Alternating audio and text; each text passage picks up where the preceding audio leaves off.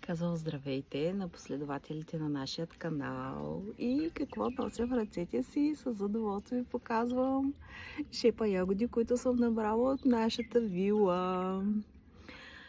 Изпълнявам обещанието си. Показах ви как цъфнаха, как завързаха и сега ви показвам плода, който имам удоволствието да откъсна.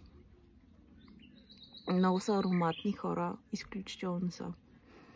Просто ароматът им се носи от чинията. Това ме навежда в едни детски спомени на село. Топло лято, безкрижно. Връщат ме наистина в детството. За съжаление, моите баби се споминаха. Но ви пожелавам, ако имате някоя баба в близост, да се разходите и да си опитате от нейните ягоди. Просто са невероятни.